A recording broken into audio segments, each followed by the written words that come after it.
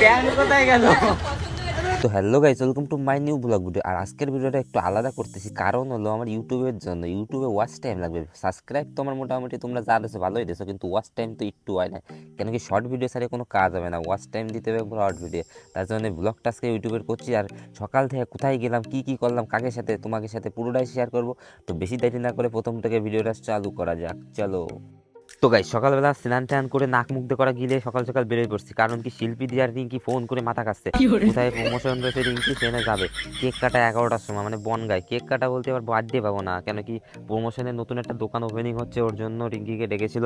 তাই আমরা ভাবলাম কি করবো, চাই ঘুরে আসি ওর সাথে। মানে আমরা গেলে তো ফোকটে গিলতে পারবো এই আর কি, মানে খাওয়া দাওয়ার একটা ব্যাপার আছে, আমরা বোঝোই তো। আর যশোর রোডে যাওয়ার সময় তো ফিলটা অন্যরকমই আসে, তোমরা যারা যাওয়া আসা করো তারা ঠিক ভালোভাবেই জানো। আর এটা চলে আসলাম আমরা বনগা বাজার, কলকাতার ঠিক অপোজিটে। তো এখানে তোমরা আসতে পারো, এখানে কী সব ট্রিটমেন্ট হয় তোমাকে দেখাবো এখানে, পরে ভিডিওটা দেখতে থাকো লাস্ট অবধি বুঝতেই পারবা। তো এখানে দেখলাম মানে ব্যানার টানানো রয়েছে, এরা আবার একটু ফটো তুলছিল এখানে। তো এখানে গেট সাজানো ছিল হলুদ ব্ল্যাক বেলুন লাগায়, আর ভিতরে এসে দিয়ে কেক কাটার মানে প্রোগ্রাম হয়েছে। আর আসল মজা হলো আমার না খাওয়াই নিয়ে আসে কোনো রকমের টানে হ্যাঁচড়ায় 11টার মধ্যে কেক কাটতে। আর এখন বাজে কটা জানো, 1টা 1:30 বাজতে গেছে, এখন কেক কাটা আসছে। মানে এতক্ষণ ধরে আমরা এনে এসে ধোয়া দিচ্ছি, মশা মারছি, সেরকম একটা ব্যাপার। তো এনে অনেক সেলিব্রিটিরা আছে, চিনি না জানি না, ডক্টর মেকআপ আর্টিস্ট বড় বড় কী সব জানি না, কি জানি কারা এরা, চিনি নে। তো তোমরা চিনলি কমেন্টে জানায়ও কারা, আগে চেনো নাকি। তো এখানে অনেক রকম মানে অনেক রকমের মানুষ আছে। তাই এখানে নাকি আয়োজন করেছিল 150 লোকের আসার কথা, সেখানে লোক আসেনি। প্রমোশনের জন্য যারা তারা এসেছিল শুধু।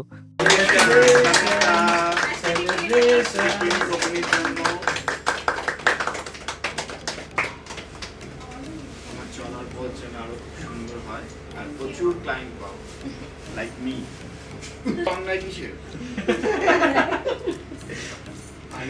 এখনই বসে কারণ কি শেয়ার করতে। তো গাইস, কেক মেক কাটা হওয়ার পরে আমরা গিলতি বসে পড়ছি, মানে যা করতে আমরা আইসি এখন 2:30 বাজে। তো এখন আর লেট করা যাবে না। তো সকাল সকাল আমরা খাইতে বসে পড়ছি। তো মেনুতে ছিল চিকেন, ওইদিকে ফ্রায়েড রাইস, আর ওইদিকে ছিল মালাই চমচম, চাটনি, পাঁপড়, অনেক কিছু আইটেমে করেছিল। ভিডিও তো চালু, তোরা ঘোর, এর জ্বালায় আর সুখ নেই।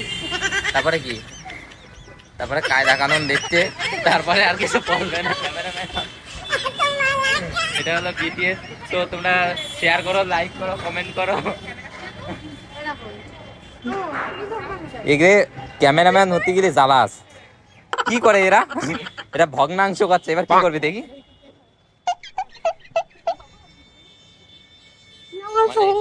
ক্যামেরাম্যান হতে গেলে যে কি জ্বালা, সেটা যারা ভিডিও ক্যামেরা করে তারাই জানে। তো ওখান থেকে কটা রিলস বানিয়ে আমরা বাড়ির দিকে যাব, তখনই রাস্তায় উঠছি। আর এইগুলো মাইয়েগুলো দেওয়া আবার চলে আসে বাজার কলকাতার সামনে, পাইয়ে কি আর সাথী চায়। তো ভিতরে ঘুরে টুরে রিঙ্কে একখানা ড্রেস কিনে বেরোই পড়লাম আমরা। আবার এদিকে রেল গেটে এসে দেখি ট্রেন দাঁড়ায় রয়েছে, সেটা গেট জাম করে, মানে যায় না, রেল লাইনের উপরে দাঁড়ায় রয়েছে। কি কবা বলো, রাস্তা জাম করে। তারপরে অনেকক্ষণ দাঁড়ানো ওয়েট করার পরে দেখি সিগন্যাল দিল, চলে গেল, লাস্টে আমরাও চলে আসলাম।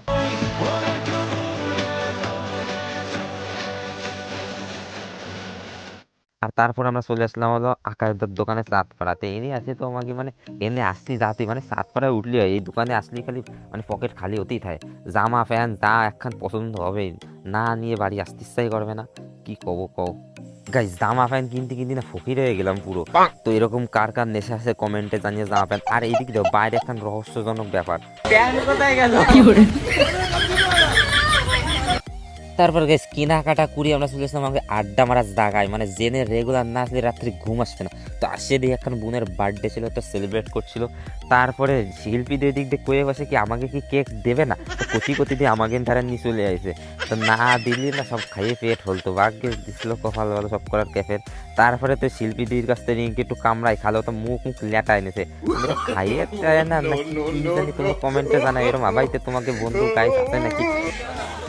কি খাচ্ছ, সারাদিন খাইয়ে পুষায় না, এখন আছে আবার কি আলু ভাজা শুরু করে। কি খাচ্ছিস তুই? 60 টাকাতে আলু ভাজা খায়, তুই খালি আলু ভাজা খাচ্ছিস? বলে ভালো লাগছে না, ওরে দিস না। তো গাইস, ভিডিওটা কেমন হয়েছে কমেন্টে অবশ্যই জানাতে ভুলো না, কেন কি তোমরা এখন ভালোবাসা ভালোই দিচ্ছ দেখছি। এই ফেসবুকে তো মোটামুটি ভালোই আসছে, আর ইনস্টাগ্রামের রিচটা একটু আমার ডাউন হয়ে গেছে, বাট জানি আস্তে আস্তে ঠিক হয়ে যাবে।